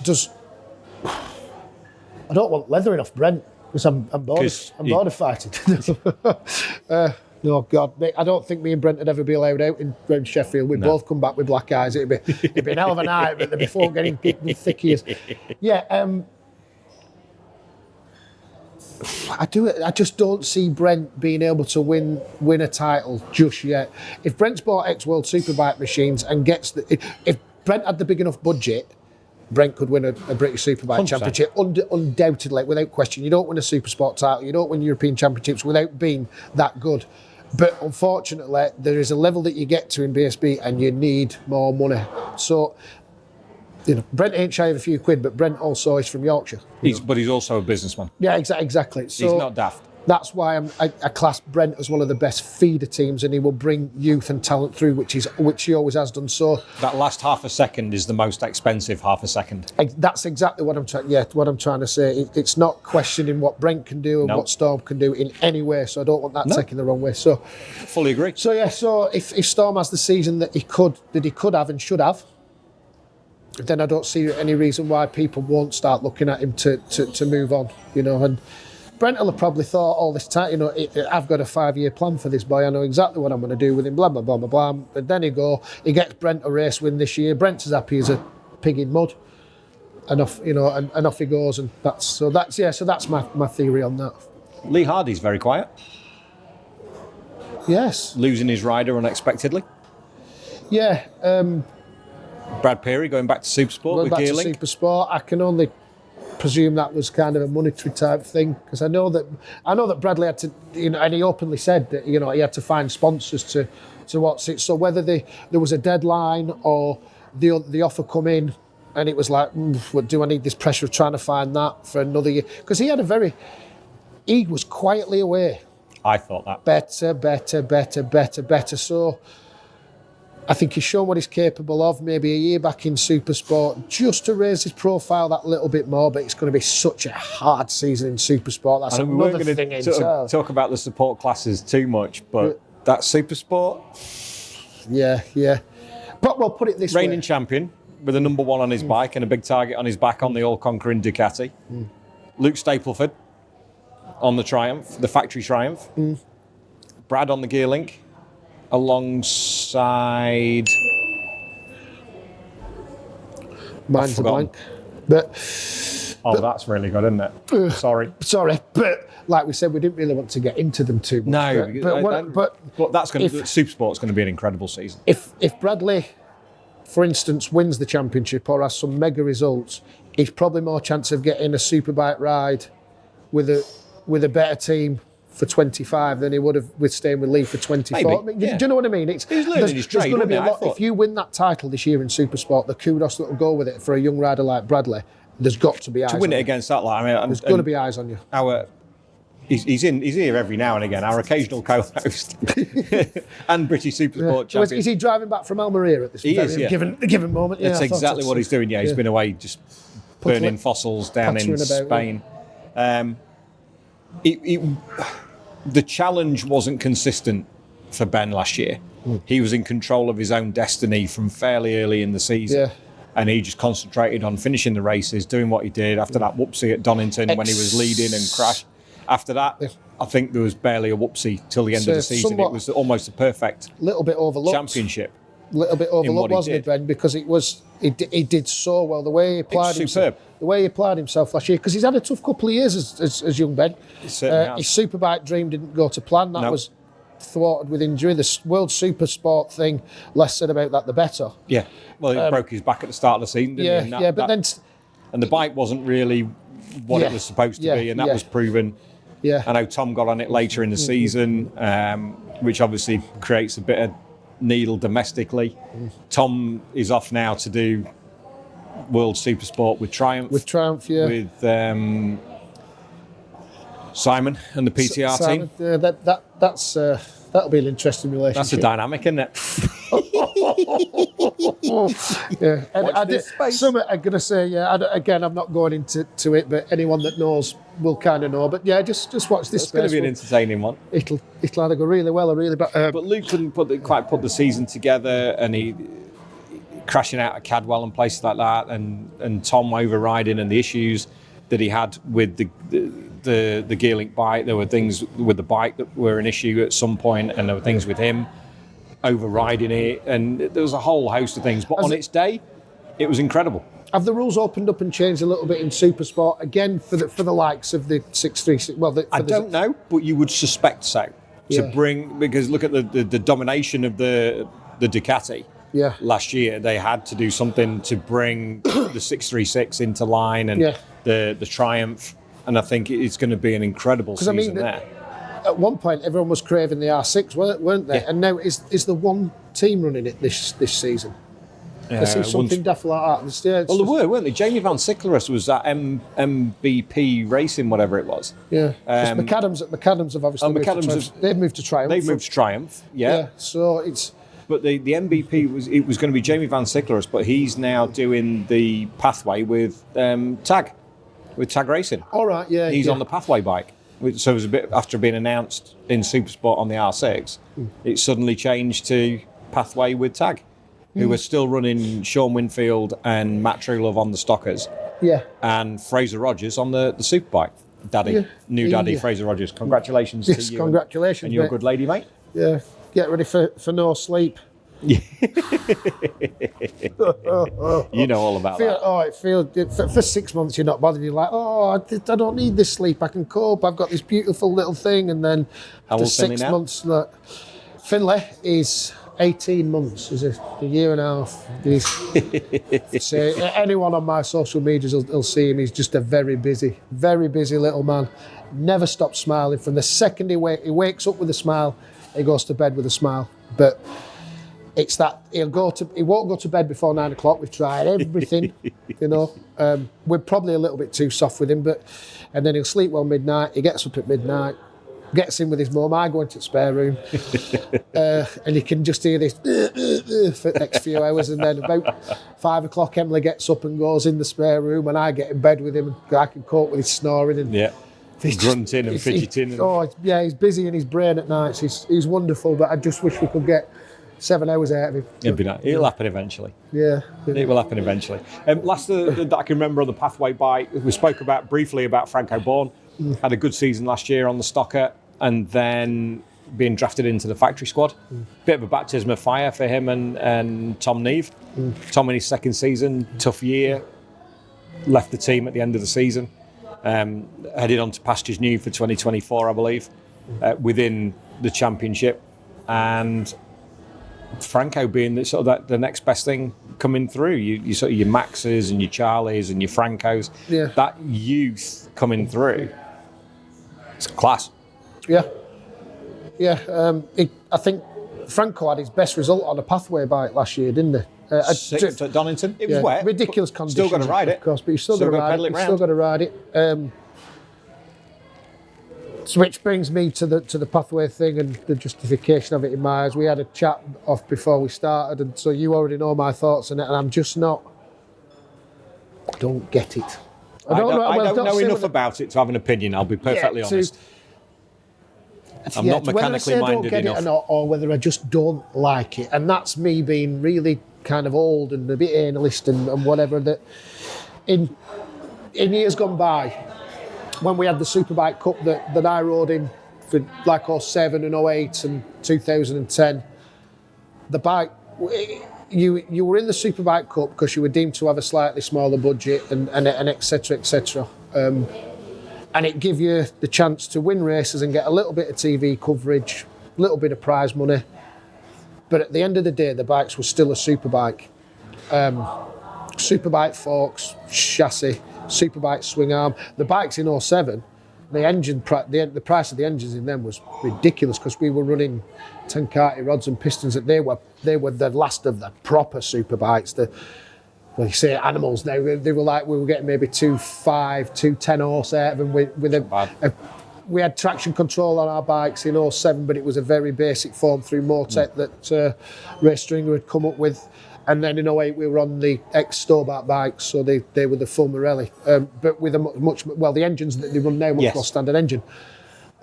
So then the pathway bikes come along, and again it's going to be that they're trying to bring teams in to get them from the bigger super stock teams to get them ready to be a full superbike team. So they're giving them this kind of interim thing. That was the way I understood it a little bit, but I haven't looked into it too deeply, which I know I should do and I will do before the start of the season.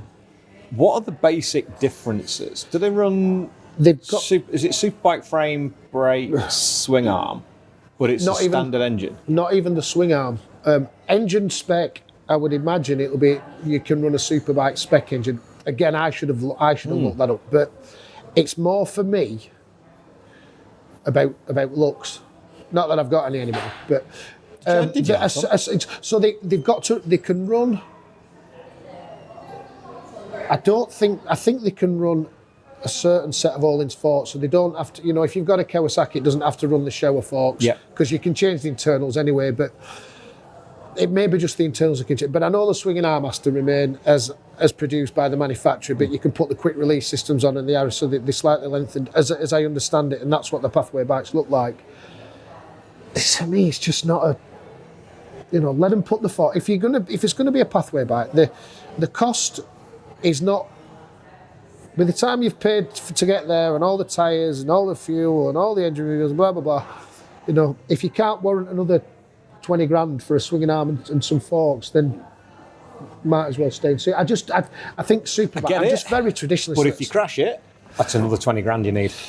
Yeah, but so I'm just thinking from a cost perspective. Yeah, but, you crash these pathway bikes. You write 2 of them off a year, and then you're 100 grand. So you're not expected to be running up the front, and it's for rookies, isn't it? It's that step in. That's what the Superbike Cup was. But we were still on proper superbikes that looked like a superbike, and it's just me being a bit traditionalist. That superbikes should be a superbike, and I hope. In 2010, like I said to you, we were the first to run the electronics package that they run now, so that we had everything taken away.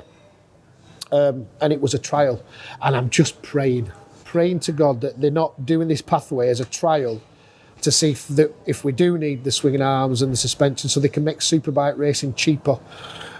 I'll be heartbroken. I genuinely will, because I know it's just like a MotoGP bike is a MotoGP bike. Then your World Superbike is the World Superbike that looks similar to a BSB bike, but there's the engines are slightly better spec, and the electronics are far more open. They're the most open. You've got BMW M1000s, you've got CBR Fireblades, you've got ZX10s, you've got the R1s. They're essentially the same bike in that sense.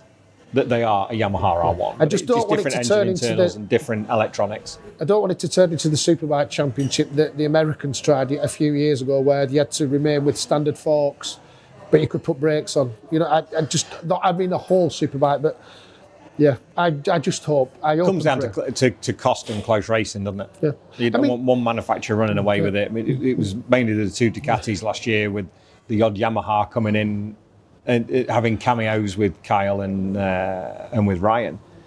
But if you can bring in 3 or 4 manufacturers at the time, then if the BMWs are coming closer, if the Kawasaki's are coming closer, Jason, Max. Jason's not going to have it all his own way with Max. Max has got his tail up after last year. Oh, yeah. And the Hondas, obviously the factory Honda with Andy and Tommy, plus Dean. Dean's in there as well. So an opportunity for Dean for both BSB and for the roads. Dean's now got the kit that Michael's got. So let's now see. The Kawasaki was kind of the bridesmaid the last few seasons. It wasn't the bike to be on against the BMs and the Honda, with Pete and Michael what they can do, but he hung on for grim effort to do it. But now he's on the same kit as Michael, who won the Superbike race on it last year, and he's got the kit that he wants now. I'm intrigued to see what Dean can do. Yeah, it's. I mean, the Honda's overall performance, really. I mean, now it's. I remember a few years ago, you were calling the Superstock. I was stood on the pit wall with John McGuinness, and he was calling it the Kawasaki Cup. Yeah. And it's just gone full circle that now basically it's going to be the Honda Cup, the Fireblade Cup, isn't it? The Superstock. So well, the top 6 or 8 on Honda. Yeah. The only place that the Fireblade hasn't proven itself is in World Superbikes. It's been since its introduction. The new model, it's run well at BSB and won races, and Andy and Glenn have shown that. It's mega super stock bike. It goes well on the roads, but Hondas always do. It's doing well in all Japan. It's done well here, there, and ever. It just seems to be World Superbikes that seems to have lost their way. Yeah.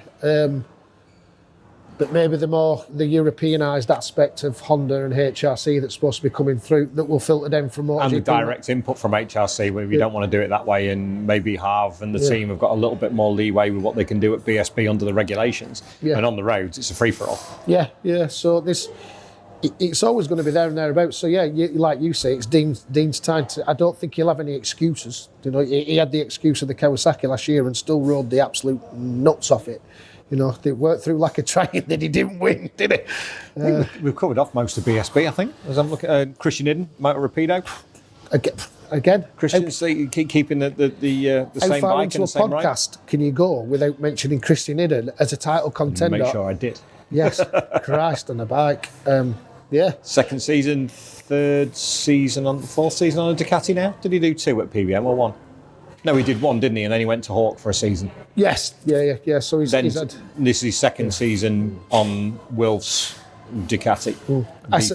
It's really weird that I kept saying for years when Christian was at Taz that it's time for a change. That team and Christian are too happy together. They're too in love. And he needs that. They both need that new challenge, and off it went. And then he's not been with the same team for more than a season since. But so yeah, Christian worked away, chipped away last year. It didn't always go right for him. There was a few issues and whatnot. But we know what Wilf as a team is capable of. They've got. That'll be slightly restructured this year because Ian's left. Yeah, Ian Hopcroft. He's now with the Affinity Academy. Yeah, with Leon's guys. Junior team. Yeah. Good move for him. Freshens things up a bit. It's a good job he's got nowhere now because he'd have been losing it all after a season with them sucking lunatics, let me tell you. And that's not even a bad... Let's go work with the kids. Yeah, Leon and the McManuses and everyone else said, God, he would be pulling his hair out if he had it. So at least he's one step ahead of the game now. Yeah, I guarantee you get to Brands Hatch at the end of this year and look how much Ian's aged. From the mellow and calmness of Wilf's place to the lunacy that is Leon Changes Haslam. as good as the rest. Ron Haslam's farm, yeah. Is the world how it changes. One last subject in BSB. Go on. Glenn Irwin. Oh. The man who at the moment is playing the social media game beautifully, or it's all getting a bit boring. One of the two. And he's playing it beautifully for himself. The engagement is up, but everybody seems to be so keen on what's Glenn doing. There's this story of he's got an offer from Warhorse at Moto America. He's also been hanging on to see what happens with PBM. Yeah, and he's got a big announcement on Friday. RST leathers. And I put that on Twitter. It's like, I can't wait to see which leathers you're going to do. Yeah. Because as you understand BSB and you understand how it all works, no big announcements come on a Friday. They come on a Wednesday morning. Come on a Wednesday morning for the MCN. Because it's tied up with MCN. Absolutely. So whenever there's a team announcement coming, 99% of the time, it's going to be on a Wednesday morning at 9 o'clock. So it drops with the paper for Josh Close, the MCN reporter, and for MSV to put it out on their socials. Yeah. So you ain't going to get a team announcement on a Friday. No, and to be fair, I could see he was throwing tidbits because he'd done it with his gloves and his boots and gloves. And then a picture with Tim Martin at the Irish Awards, just having a chat with my mate. Are you riding for Mark Trainer going to put 2 bikes out? Yeah. No, they're not. No. Spanner will tell you that. Yes. It's a 1-bike team with Danny Kent. Yeah, just Massive. You go and tell Spanner he's going to build 2 bikes. Massive kudos for getting Spanner on. Thanks, mate. I spoke to him the other day. I was looking for a part for a Yamaha, but I did message him and say, well, you were ace on that, mate. Well done, blah, blah, blah. Like, I was well outside of my comfort zone. So many people have come back and thank you for everybody that's passed the nice comments on about the chat with Chris. He wasn't 100% sure about it, but the feedback of having a crew chief on and the insight that he brought, especially when we asked him about Taz and the placebo thing. Have you ever told a rider that you've made a change when you haven't, just to set their mind at rest? That side of things, somebody called it level 2. Speak to more level 2 guys. So we're in the process. I'm going to message him again today with one who works at MotoGP and a MotoGP mechanic over in Lincolnshire. So we're going to get a few more of the behind the scenes boys on, because they're the ones that can tell the stories. There's only so many times riders are too bothered about upsetting people. There's only so many times you can speak to a rider or a pillock from Runcorn Neck that knows everything. Cheshire, Cheshire. Sorry, my missus will kill me. We live in Cheshire. Actually, the place is called Norton, which is very apt. Yeah. But yeah, so it's going off in a slightly different direction and getting these guys in, for those that want to know the technical side of things. You seem to have a really good balance. You're getting the old guys, you're getting the young riders, and that. So it just broadens the spectrum, doesn't it? I listen to Matt Oxley and Peter Bomb's podcast an awful lot. Absolutely, and I have to listen to it 2 or 3 times. Do you have to do that? Yeah. Like really concentrate. Yeah, really concentrate. That squinty concentrate face.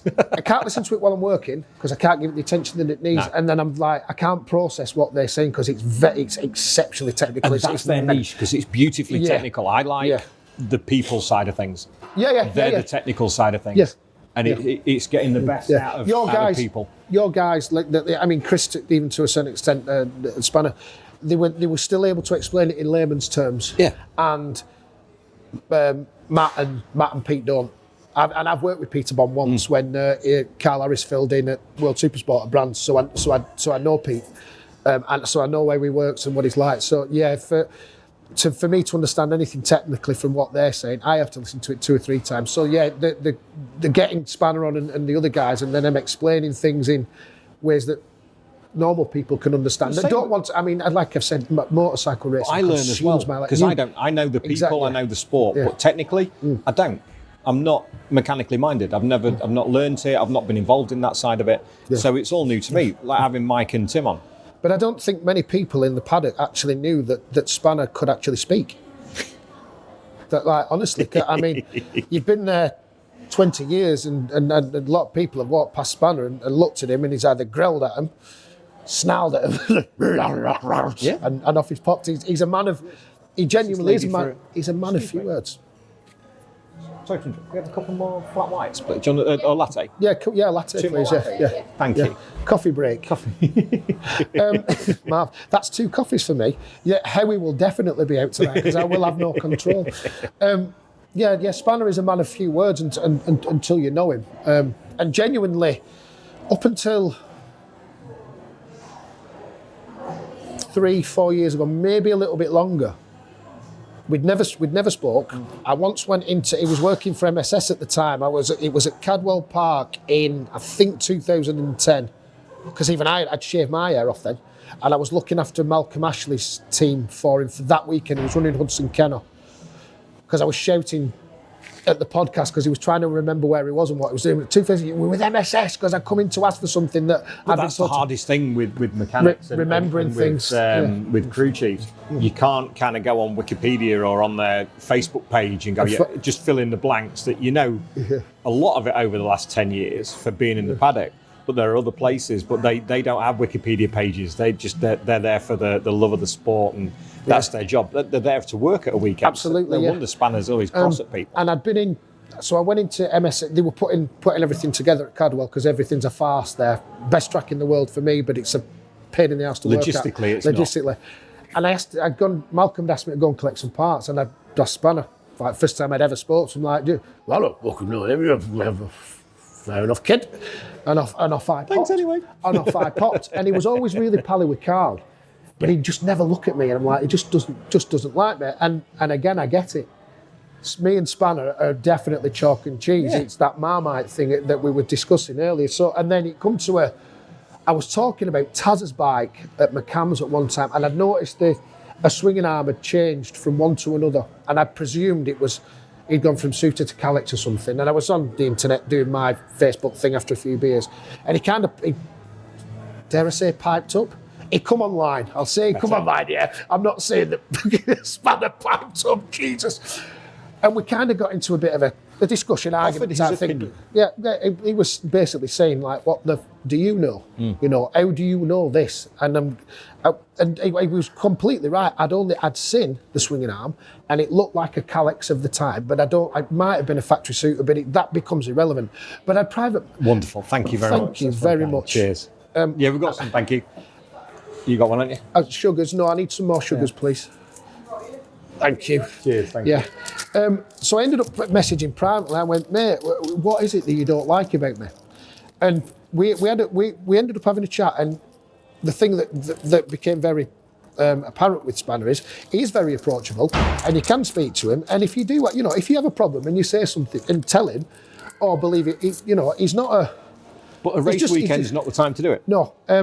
And it just ends up being that when you got him on, I think people got to see it, listen to a side of Spanner that not many folk have seen, and he is a genuinely nice guy, an amazing guy, and what he's done in that. So proud of him with how he was, because he said before it, he's like this. I'm not comfortable with it, but then once he got going with the stories. Yeah, and the story about Hutchie, I think him reminiscing. I think he enjoyed the reminiscing side of things because, like you say, get the chance to. You don't get the chance as a crew chief. And when you look back at what they've achieved as a crew chief, as a mechanic, as being part of as part of a British Championship, being in World Supersport with Taz, and there was things he could say, things he couldn't say, and that was something that I was keen for him not to do, was hang himself out to dry, because there are certain aspects of last season he had quite a strong opinion on, but that wasn't the place to air it. Yeah, of course. And it's not about having the podcast as a platform to slag people off when they have no right of reply. Yeah. And I think Spanner, he was well aware of that, and it was something that he's like, do you know what? Yeah, no, we'll. There were things he didn't say that he could have done, and I was proud of him for keeping that back, because it was his first time on a podcast. Because you can get carried away with the moment and say things and if you're saying something, and I suppose I'm one of them. If I'm saying something's wrong with the ride, I always try to justify it. And never say that I'm absolutely right. It's just that this is my personal opinion, 100%. And that's why we talked about earlier on. But I'll always back them up. And same say, with the rules that are coming out. I don't know for sure. It's conversations I've had, and if they don't happen, they don't happen. Don't shoot a messenger. Yeah. And if they do, then let's see what comes with the championship. Yeah. It was the same. But anyway, we were talking about. I can hear people shouting at their radios, going, "Can you please get back to going? Can you please get back to Glen Irwin?" So what do we know? What do we know? Do I believe he was going to Motor America? I think that was put out there. I knew that a few days that was probably going to be bull chap, because Andy Irwin put on Twitter or something somewhere, just stop messing with your fans and put an American flag up. So I knew that was. There's been a bit of that. There's been a bit of that, because I noticed when he put up about this announcement on Friday, and this was the yin and yang of it as well. Johnny Mowat, team coordinator for PBM, put underneath it, "We all know you're going to Motor America," with a crying face, and you're like, here we go. Yeah. It's like, you very rarely put anything on Twitter. You're just playing the game as well, Johnny. You're joining the fun. I mean, normally I would have been in my element and very vocal about it and saying, that PBM are going ahead 100% and Glenn will be the rider and whatever. And I don't know this by any stretch. I think it's highly likely. But what I mean is in the months since the end of the season, I would have been quite vocal. I basically only what I believe to be true. Not that I've spoken to anyone or I've had any insight or anything. I just putting things together in my own brain, and I'm not normally too far away. And again, like you say, if I am ever wrong, I'm the first person to hold my hands up, 100%. And people love it when I'm wrong. Oh, you said that. Well, all right, I get things wrong, because sometimes it's just my personal opinion and it's my hunch. Like with Jack Miller when he went to Red Bull. I said that before the start of that season. You did. So some hunches you get right. So then I did initially say that PBM would be 100% running this season, because I just didn't see it not doing. And from what Jordan had said on a couple of podcasts, I thought, yeah, it seems to me that's the path they will follow and they go. But then there was that much crap started going on social media. I'd really pulled myself away from it out of respect for the team, Frank, Jordan, and Birdie, to be quite honest. I mean, Birdie always loved stirring the pot, so he wouldn't give a crap. That was Birdie's most favourite thing. But, you know, at the end of the day, BSB lost something last year in Birdie. Massive part of it. A massive part of it. You know, there's only one person in BSB that's bigger than Birdie, really. And, you know, and for the amount of time he's been there, and that's the boss. He runs it. You know, he runs BSB. So it really was that significant. So I thought, you know, I'm just going to stay out of this because I don't want to start having back and forth and arguing. And, you know, somebody put something on the other week, some bloke that was going, oh, it's, you know, he never had any money. The team was being paid for by loans from Frank Bird Poultry. And I'm like, well, clearly you're a cock and you don't understand business, mate, and how all that works. Secondly, what has it got to do with you? Nothing. And, you know, this probate thing, everyone's been driving me nuts with that. And this guy put some on, you wrote underneath in your polite, lovely way, like, you know, how do you know I'm just genuinely interested? And I wrote underneath something like, you're a fucking... Yeah, I know. I just like... The guy had put on that PBM definitely wouldn't be running. That was it, yeah. And I'm like, genuinely, not... Open question, how do you know? And this goes back to the journalistic side. It's likely that PBM won't run, but it's also likely that they will. Yeah. But this guy was saying it as a definitive, and I wanted to know how he made that decision. Because now when you look into it, there's a new team, there's a new company set up. In Jordan and Frank's name, PBM Racing. Limited. Indeed. Well done, kids. Well done. I need to drop Frank a message, actually. He said back at Donington, once everything was, all the ducks were in a row, that him and Jordan had come on, so I'll be making that call this afternoon. And I think Glenn's been holding out long enough that I would suspect, here we go, I would heavily suspect that PBM Racing will run in 2024 with one rider on Ducati V4s. Something else that had changed was the location. The workshops were originally in Penrith. Now it seems they're running out of Frank Raffles' place. Oh, you mean they've moved back to Frank Raffles' place? Yes. Back to the future. Back to the future. Yeah. So when I bought, again, Paul. And this is all out there online. It's not something we make it from that point of view. This is my own, in the public domain.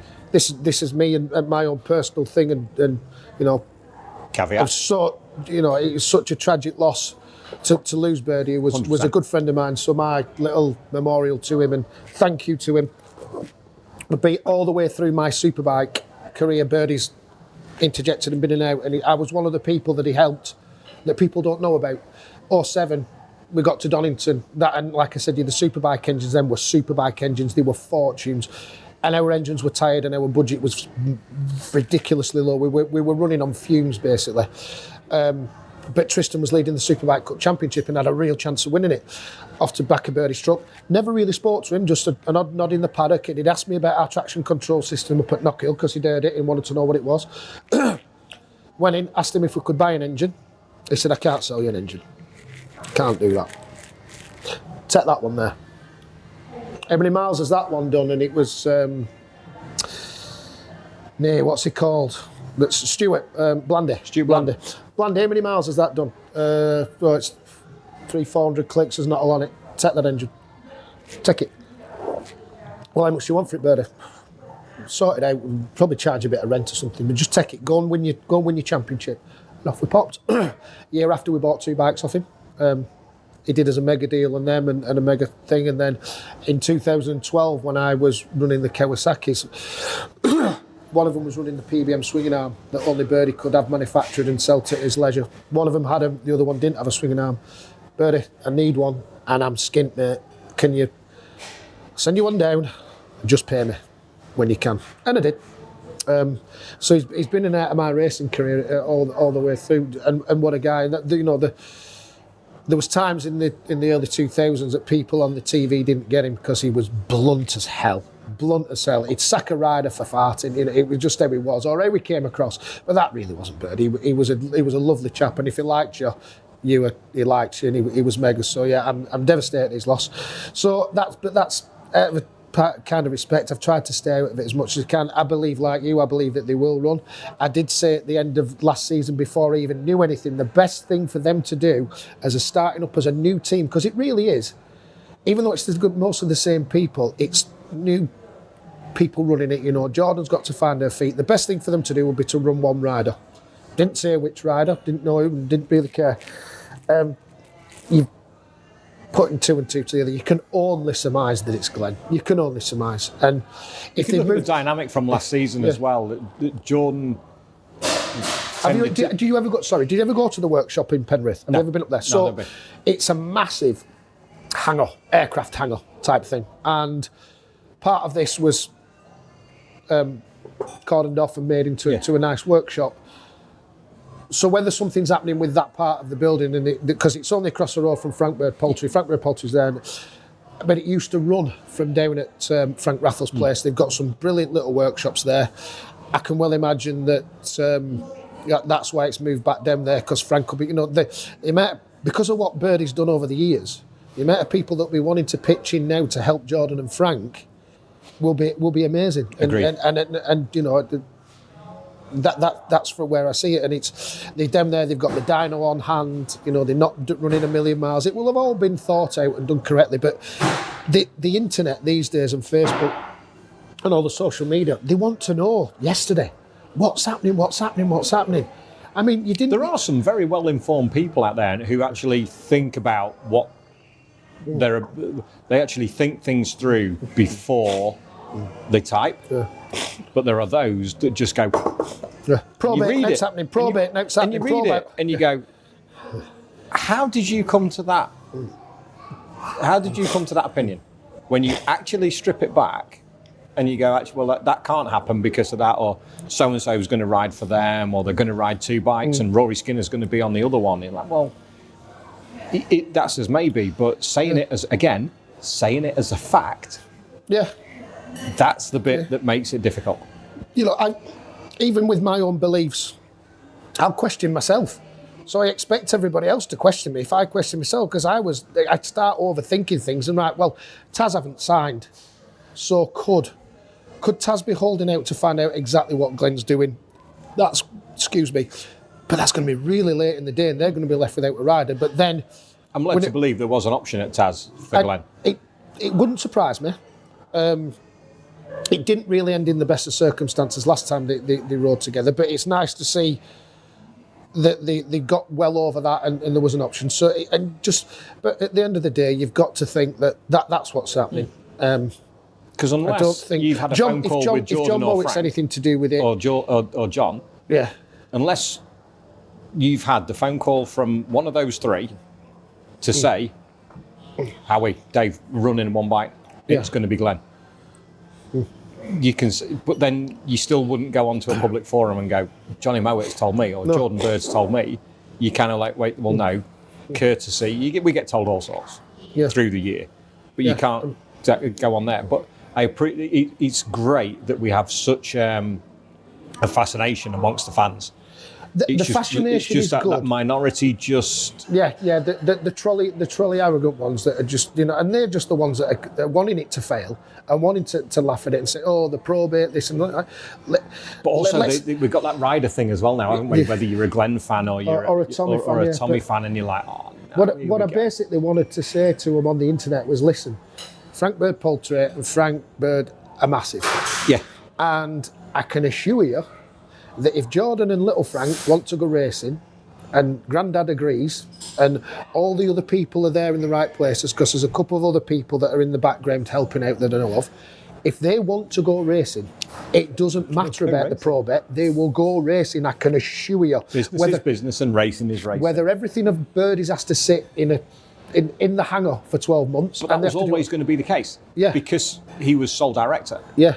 Without anything in place for Frank or Jordan or for Frank Senior to take control. So Paul Bird Motorsport as a company is still going through processes, but it doesn't stop them setting up PBM Racing Exactly. as a new company with two new directors to go racing. Yeah, exactly. Yeah, So that was PBM, Paul Bird Motorsport Limited, or whatever it was as a company, will cease to exist because the sole director passed away. And I think Grandad, took it on because when you have a look on Company's House, director resigned, which he didn't obviously, but it says from a legal perspective. Yeah. And there are financial considerations to be looked at with Paul Bird Motorsport. So set up a fresh new company, Jordan and Frank. There you go. Let's go. Glenn in a one-man team for his confidence, let's say, for want of a better word, for the confidence that he has within himself and his character. It's the perfect storm for him. Yeah, Glenn, if he goes, Glenn will have everything around that he needs. That side of things will kind of, the comfort thing will be there. He knows all his mechanics and stuff if they stayed in that. I think that Jordan and Ryan Rainey and I think maybe John and Wazzer, I think he's retaining the same staff. Yeah. And you know, it's PBM by name, and like you say, it's still have a lot of the old people there. But it'd be nice to just give Jordan and Frank the chance to grow and make it completely theirs. So I just don't think there was the need for all the crap that was thrown out there. You know, like, I hope it runs. It'd be a shame if they didn't run, etc. Not that I can tell you it's not running because I've looked in. I've been on Company's House. Everyone can go on Company's House, can't they? You know, it just So I stay clear of it. It'd be a big hole in the championship as well, wouldn't it? We've massively. We've lost 2 berths with McCann's Yamaha. The Martrain one remains, so there's 2 missing there. 1 bike at PBM. Will Lee Hardy's been really quiet, so I don't know what's going on there. Yeah, I mean, he put this winter testing livery out, hasn't he? The black data tag. Has he got a rider in place? If so, you can't kind of Glenn Irwin point out to. Good point. He signed Glenn. Yeah, he signed Glenn. Yeah. PBM's in probate. I didn't know if you know. Ah, yeah. So he's going to run Glenn on Ducatis? Yeah, get in Ducatis. Out of gas tank? Out of gas tank, yeah. Yeah, that's the one. That's the one. But like you say, he has been very quietly, hasn't he? But again, the season it is getting ever closer. So that, you know, announcements will be made. But everyone's been, you know, since the bloody the season finished on the last day last year, everyone's who's doing this. Season finished on the last day. That's unusual. Well, it starts on the last day as well, doesn't it? At the end of the last day, the 24 starts. But what I mean is, people just want to know. 2024 starts now. There should be a gap between announcements. New season loading. Yeah, all the social media stuff coming through. It's race week. When you wake up on Monday morning with that hangover at Brands and think, oh Christ, not me. I better go home and do some work to try to go racing next year. We went back Sunday night. Oh, I'm not staying for them parties. No. Too old for that shit. I tried.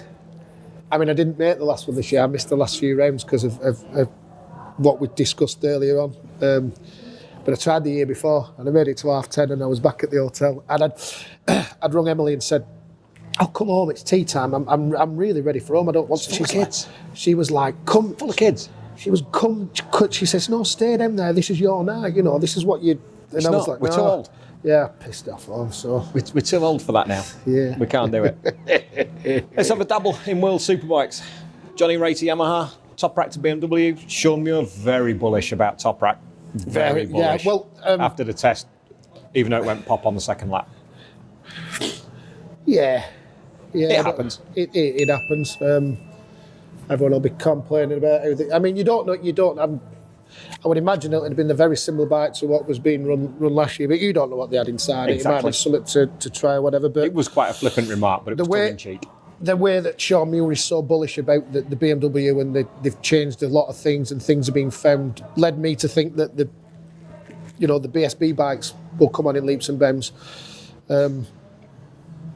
Maybe they found something chassis-wise or what. I don't know. But yeah, so you've got the main protagonists there that have swapped bikes, or changed manufacturers, should I say, because they've not like swapped from one to another. Sam Lowe's coming into it. Andrea Iannone. You know, with a member of Tommy Bridewell's championship winning team. Carmine has gone to Sam Lowe's at Mark VDS. Well, You little Italian man with the top knot. well, if I'm right, and I think I'm right, and I might be wrong, but I'm pretty sure that I saw an old crew chief for Shaky Burns in with Sam, a certain Mr. Giovanni Croupier. Did I see right? I think you did. Yes, I thought I saw him. So, you know, Giovanni's no mug, and he was in a VDS shirt. He wasn't in a Ducati top, which I found very interesting because he's been Ducati through and through for. So Gio and Cammy have worked together for years. They know each other well from the Ducati He won the factory. title with Shaky. He won the title with Scott Redding. Scott Redding took him to Worlds with him, didn't he? And then he's been wherever. So yeah, for him to leave the Ducati fold. To be fair, it just shows how serious VDS must be about the World Superbike campaign. That it might not end with. To see what he can do, you know. Yeah, but it might not end with just Sam there for the next 3 years. It could. I just wouldn't imagine Giovanni leaving the comfort of Ducati. Unless he's just in a VDS shirt and he's If they're a Ducati employee, they wear the Ducati stuff. true. Like Paolo did it. Yeah. PBM, didn't he, this year? Yeah, they're always in the red. It's like if you're looking at a Pramac garage at MotoGP, you'll see the Ducati guys there. So that's World Superbikes has the prospect of being really rather entertaining. There was some good races last year, but you were always It was looking. the best racing, I thought, for the season. Yeah, but I know it was the same three guys. But it's boring. It's the same three guys, but it's exciting racing. Yeah, Even if the man-child on a missile decides to disappear off into the distance, Which the I racing don't- behind was fantastic. Well, he's come out now, hasn't he, and said, well, he was asked about the weight. the weight limits, and The he weight says it's a limits. little bit tougher on this. It's going to be tougher, but I'm not going to cry about it like the riders did to make it happen. And so it starts. Johnny Ray on a Yamaha. Johnny Ray's style for the last however million years. And how often he's followed that Yamaha. Been so suited to what that Yamaha's about. And how often has he been behind it to understand what it can do? Yeah. But it should suit Johnny Ray. And I mean, like, behind it. Should suit Johnny Ray down to the absolute ground. I think so. Top rack. Well, we'll see at the end of today. And certainly end of tomorrow. And at Jerez, where it doesn't have a big 600 metre straight, it's all twists and turns. So if they've got the bike dialed, it's a great leveller to understand how the bike actually works, rather than having the horsepower down the straights and making the time up there. All the time's got to be made up through the curves. Yeah. So Alex Lowe's on the Kawasaki. I think that's going to teeter off. I just think Kawasaki need to build a new bike. It's been the same bike for that long now. Got Pisani as a teammate, young fast Italian. Yeah. So we'll see how that goes, whether that spurs him on or not. Because Alex is clearly will be the number one rider. But then who else is there coming into the fold? Say Iannone. You know, you've now got there's 6 or 7 riders that could, kind of fight for certainly podiums and. No, Iannone should be winning. Interesting to see what he does. Sam could win. Petrucci. Yeah, Petrucci. Yeah, it's his time to shine a little bit now. Even though I think he struggles. I think Sam will be top 5, top 6 pace. Yeah. Fairly swiftly, I think. He's got the bike for it. He's not too heavy. He's not too tall. He's probably the perfect Ducati size almost after Bautista. Because what is he, about 5'7", 5'6", 5'7"? Yeah, he's not the biggest, is he? I wonder who's going to be the person to try and get in between the Lowe's twins fighting in the race. I'll go up inside of one because they'll just. It could be. There's potential for them to get in each other's way without anybody else helping. Yeah, there's a big potential for that. So that's that'll be interesting to see.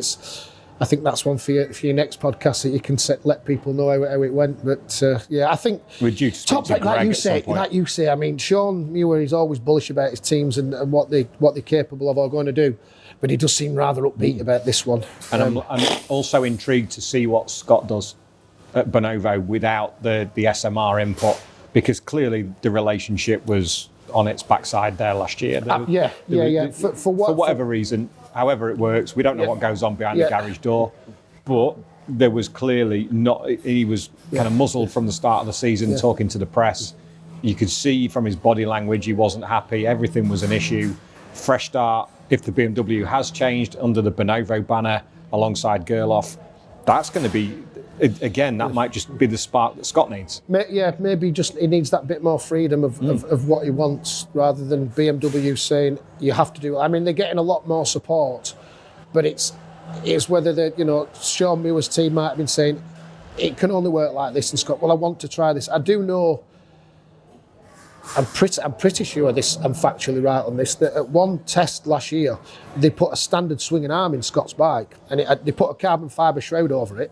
I know someone in the paddock that saw it and didn't really do too much more than that Scott was that lost with the bike that he wanted to try the stand, to kind of go forward. But yeah, this, for whatever reason, sometimes you can have the best team and the best rider, and if they don't gel as a package, it just doesn't work, unfortunately. And it's so much more that needs to align. It's not as simple as that. Yeah. If it was, it would happen all the time. Yeah, But I think best rider on the best bike.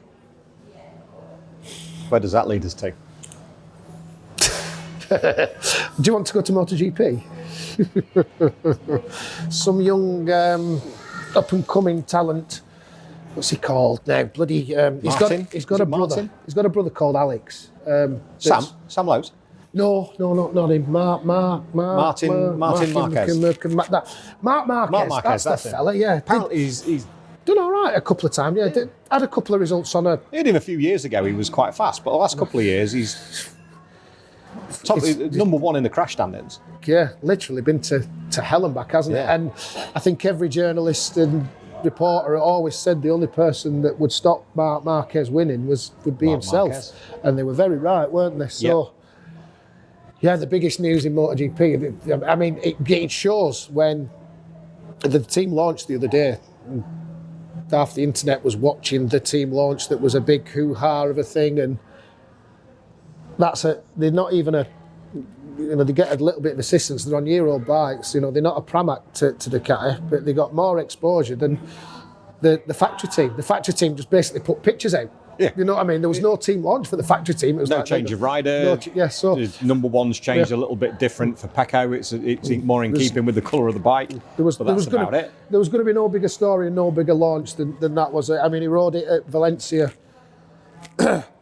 in November after the last round, and anyone that watched it, you could see that he looked. I can picture it now. He looked like that smile when he came and sat down in front of Frankie, and he looked across, and the whole of the internet, and I think the whole of the internet went, "Yay!" The MotoGP paddock went, "Oh no!" Yeah, because he looked, and it's been said by other reporters since, and I said it.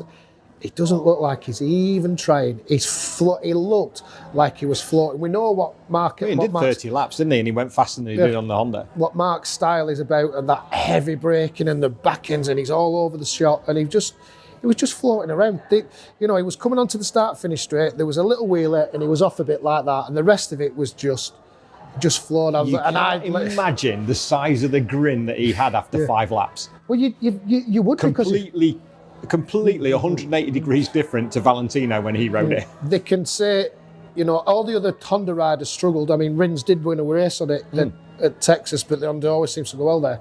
I was there. Well done, you. You're the good luck charm. Honda's latest employee. Good luck charm.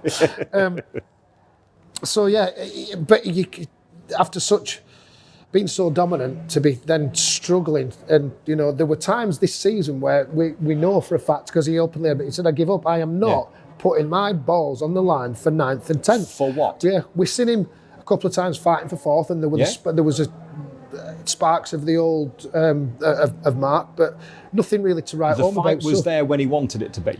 Well, when he knew he could use it. When he felt he could get a result that was top 5, but if you notice, once he got back to 5th and 6th, it was kind of like, it just sort of, It's like, do you know what? Off you go, boys. Yeah. Fill your boots. Yeah. Tie your marking time till the end of the season. So he will have, like it or not, he will have been doubting himself and questioning himself a hell of a lot. So like you say, after 5 laps, he must have just gone, well. And after 2 years on a nail, to get on that and go, this is what I can do. I can still do it. and look at what I'm going to do. Remember Casey when he rode the LCR? Yeah. It wasn't the best bike on the grid, and he struggled and struggled and struggled. They put him on the Ducati, and he was. Yeah. I know he had the Bridgestone tyres, and there were other parts to it, but the fact that he'd had a season on a bike that he had to override that was difficult and trying to spit him off, and now Mark's had that for 2 seasons on that RCV.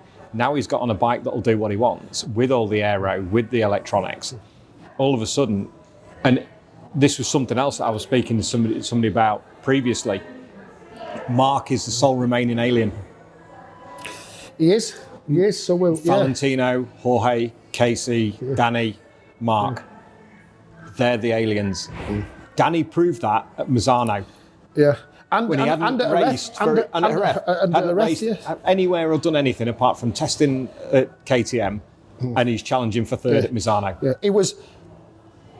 I think he tested it at both tracks previous, and but it's still got to pedal around, dude. Yeah, but that's what I'm saying. That testing previous, like, if you've been at a track 2 weeks before, or let's say for like Leon at Donington, Haslam, it only gives you that advantage for about the first 5 laps because you're straight into it and you've no problem. But after that, you're riding against the best in the world that have also ridden there a lot. They don't know. They know which way it's good.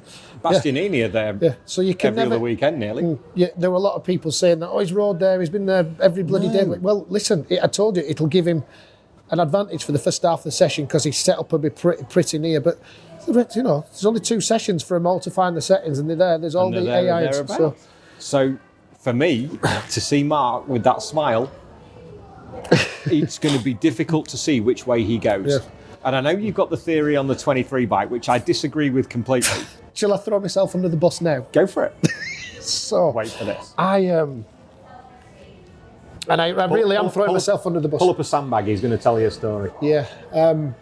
I just think there's going to be another twist to the tail. And it's completely only me, and I think I'm the only person in the world that thinks it. And hopefully, which tells you all you need to know. If Frankie Kenny sees this, hopefully he can shoot me down straight and go, "Don't talk out your ass." But we are seeing Frankie in the next couple of weeks, so I will point it out to him. Last season, when Martin was fighting for the championship with Pecco, there was all sorts of Ducati will allow him to win the championship because there won't be team orders, which is cool of Ducati, but if he's won it at the end of the season, he's moving to red, the number plate will be on a red bike, the number 1, yada, yada, yada. He's on a factory bike in Pramac. So, it leaves, it's unfortunate for Pramac that he wouldn't get to run the plate, etc. So, you then get Marc Marquez coming into your satellite team that is just a customer team at the end of the day that could win a championship.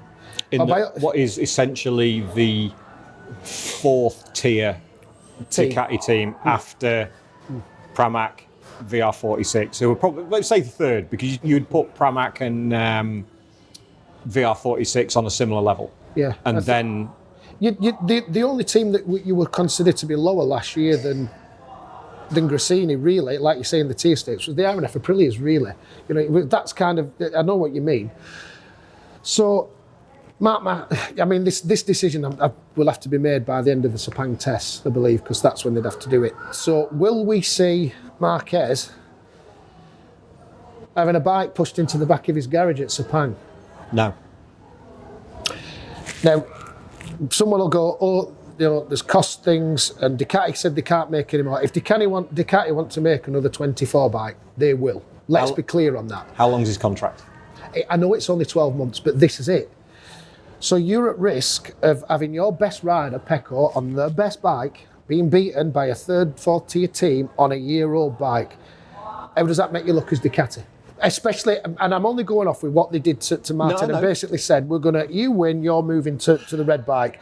Not to, but and it wasn't to promote Marquez. it. Yeah, it wasn't to promote him. It was so that the red Ducati would have the number 1 on. Let's be honest, that's what it was about. So there could be a final twist. I'm probably 1,000,000% wrong because my head's done 1,000,000 miles an hour about it. But, all right, let me say this. Would it surprise you if it did happen? If Ducati come along and went, listen, we can't, because they'll be thinking in their minds, in the managerial side, can we risk a 23 bike beating the 24 in a team like that? Where does it put Ducati? That's the choice they take. That's the risk they've taken in putting in allowing Grassini to sign Mark. Do you think they had a lot more to do with it than you think? Not monetary wise, but because they are in a terms private, of sway. Because they are a private, they're absolute private team. But don't want to buy the bikes off Ducati for them. But you're not telling me that an Italian team running Ducatis doesn't have a strong link to the factory. Yeah. So Domenicali, Davide will understand exactly what's going on, and that Grassini have brought in Mark alongside his brother. Alex showed what the bike can do. Digi showed what the bike can do at the end of last season when he found his form, which I was so pleased about. I think Digi's great, but the risk, they understand the risk of racing, of whether Mark is the Mark of old after his arm injuries, which I don't doubt he isn't. It's the archetypal, I'll beat you with one arm tied behind my back. Well, most of the time in the last 2 years, he's had to race with one arm behind his back. But they won't want a factory 24 bike go into a fourth tier Ducati team, because all their money goes on red. When they're gambling, the money goes on red. Everything goes into that. And you could argue the fact that there were issues with, if you want to be a real conspiracy theorist, problems with launch control on a Pramac, problems with tyre pressures on a Pramac. Let me just throw that out there. I don't believe it for 1 minute, but there are people out there who'll be all over that. So, it's like GG's in the back of the garage. Press the button. The button, boss. Press the button. That's the button, yeah. Okay, boss. That's real conspiracy. Exactly. But I don't believe that for 1 minute, but that's just tongue-in-cheek. But they always bet on red. And they will put everything they can behind Bastianini and Pecco. They believe Pecco has enough to beat Mark. Something to throw in the mix, isn't it? 100%. Yeah. We're doing 2 edits of this, by the way. So at the end of this, we're going to redo this, and I'm going to go, there is no way that Ducati would ever consider giving Marquez a 24. Because this is going out after the Sepang test. Oh, God. Yeah, quick, just to round this off, because we're on nearly 2 hours. Jesus. Good. Top three. Top three. Champions, BSB, World Superbike, MotoGP, go. Oh, dear, why did you do it? Right, I'm going to go because Glenn for BSB. I'm going to put my neck, would I say really on the line? Johnny Ray. I'm going to go with Johnny Ray on the Yamaha. I really do think that there's something there, knowing that, I've rode with Johnny and I know he rides. That's how old I am. MotoGP.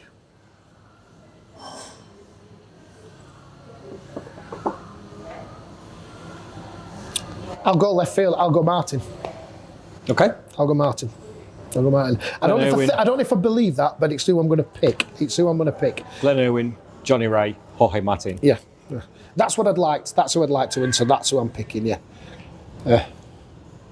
This is going to be worth visiting at the end of the season, isn't it? Christ almighty. I've told you this might be my last ever one. And if all these predictions that don't come out right, I'll probably will. I'll be hiding under a bush going, no, I don't want to talk. Oh, weirdly, I was just going to say, after the first couple of rounds of the season, why don't we sit down and do this again? For a pub chat like this, that I would be happy Be up to for do. that? Yeah, definitely. You can cope with me again. I think so. We've had enough to talk about for the last 2 hours. Like I say, honestly, weirdly, the first part feels like a therapy session. I've had that much that I've wanted to say to people, because you're not going to see me, certainly not this year as much in the paddock, etc. And I just wanted people to kind of understand where a rider's mentality is at. James Torsland, I've heard him talking, like his story is very similar to mine, with my father dying and my mother fetching me up and me getting into racing, how I did and stuff. It was very similar. And I just, and he's had his troubles.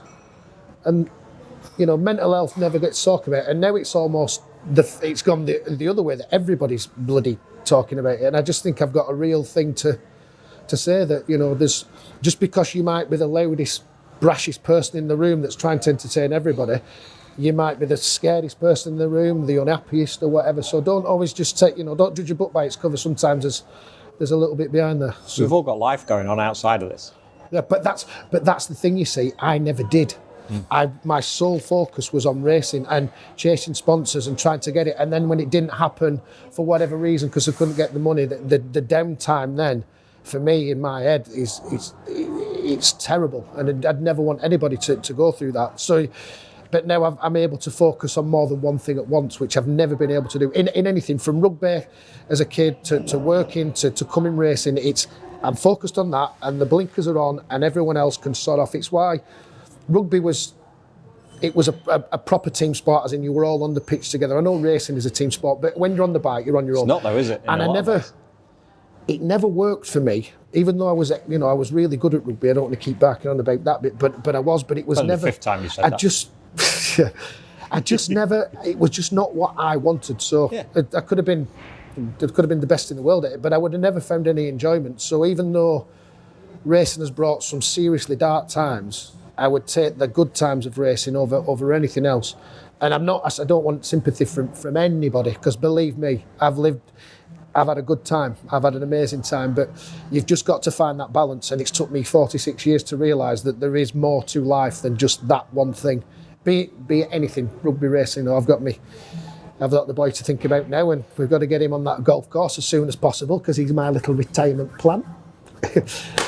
And on that bombshell. So Howie hasn't grown up, he's just matured a bit. And you're comfortable in your own skin now? No, someone else said that, mature. I don't want to say matured. Why? Because I'd rather say calm down and started thinking. Same principle, surely. I don't. Maturing, I feel like you're maturing. You seem like I'm trying to go on some sort of bloody I'm not maturing, I'm not a cheese. Saga holiday or something like that. No, I just... 4 years, mate, and the post will be coming through.